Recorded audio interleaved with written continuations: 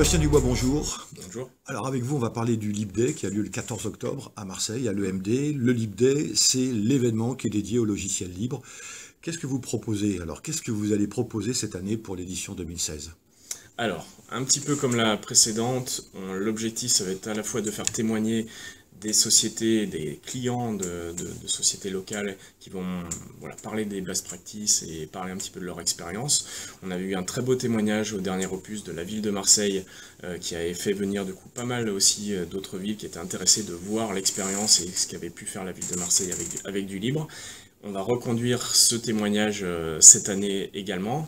Donc c'est à la fois le LibDay, on va dire pour les professionnels, pour l'écosystème, dans un rôle de veille, un petit peu de voir les technologies du moment et les acteurs, à la fois pour justement les établissements publics, c'est aussi un lieu de rencontre qui permet un petit peu d'échanger et de voir un petit peu ce qui s'est fait, et les acteurs du privé, puisqu'on a de belles références au dernier opus, on est Allopneu, Mediaco qui sont venus parler d'outils libres qu'ils ont intégrés, et donc ça peut intéresser aussi tous les patrons, directeurs techniques de TPE, PME de la région.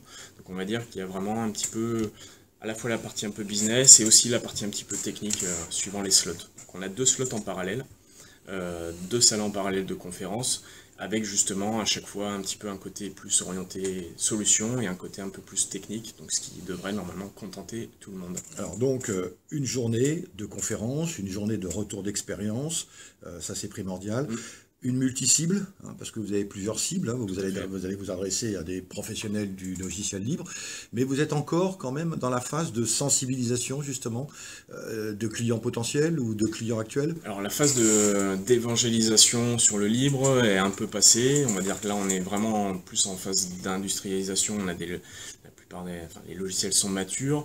Par contre ce qui est intéressant c'est la partie témoignage, parce qu'effectivement une société qui est dans la tête dans le guidon n'a pas forcément toujours le temps de témoigner même de belles expériences, et c'est vrai que ça manque un petit peu, puisque souvent le souci sur le libre c'est que les budgets de marketing sont pas aussi élevés que sur des logiciels de grands éditeurs propriétaires. Donc le fait de faire des conférences et de faire ce témoignage là, ça permet justement aux gens qui ont encore un petit doute de dire est-ce que je peux intégrer cet ERP libre de voir des témoignages réels.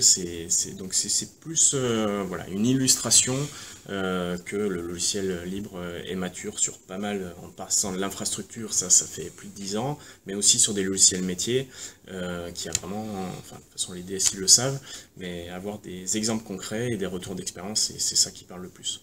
Oui, on a le sentiment en fait que le logiciel libre, il y a un intérêt, il y a un nouvel intérêt. Les gens regardent ça avec différemment. Avant, c'était un petit peu obscur, c'était un monde à part. Aujourd'hui, visiblement, les gens s'intéressent de plus en plus au logiciel libre, à commencer en France par le gouvernement.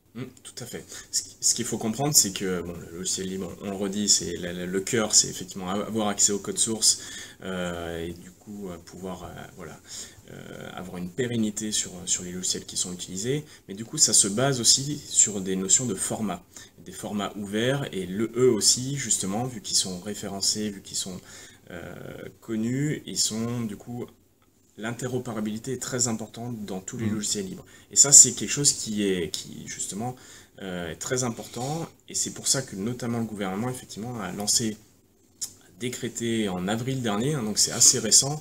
Donc il y a quelque chose qui s'appelle le référentiel général d'interopérabilité. Ça, c'est quelque chose qui est appliqué à toutes les administrations. Donc il y avait une version qui datait de 2009, qui a été mise à jour cette année, et qui justement, de façon très explicite, ce qui n'était pas le cas sur la version précédente, qui favorise et qui pousse les administrations à utiliser, notamment dans les formats bureautiques, le format Open Document format, donc qui est un format ouvert et libre, forcément vis-à-vis du format plutôt connu type Office, Microsoft, qui lui n'a pas été retenu.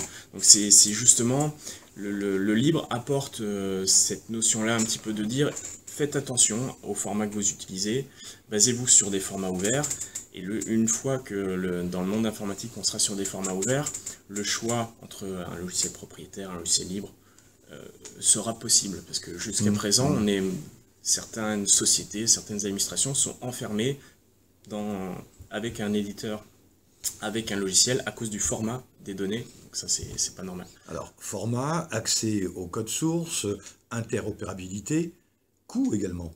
Coût, ça coûte moins cher pour une administration, par exemple, de se doter d'un logiciel libre plutôt que de s'appuyer sur un logiciel propriétaire. Alors, bon, le coût, c'est de moins en moins ce qu'on met en avant, même si c'est le cas.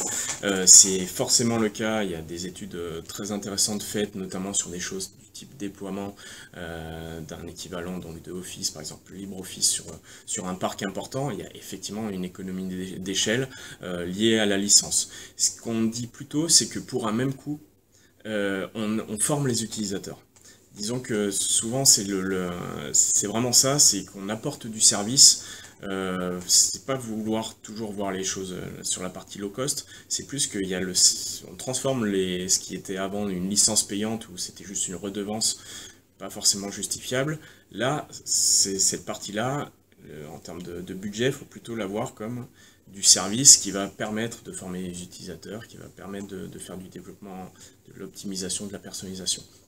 Mais globalement, on est bien d'accord que le fait qu'il n'y ait pas de licence effectivement payante, sur la plupart des cas, rend le projet moins coûteux. Rendez-vous le 14 octobre, EMD. EMD, 14 octobre, 8h30, on sera là. Merci Sébastien Dupont. Merci.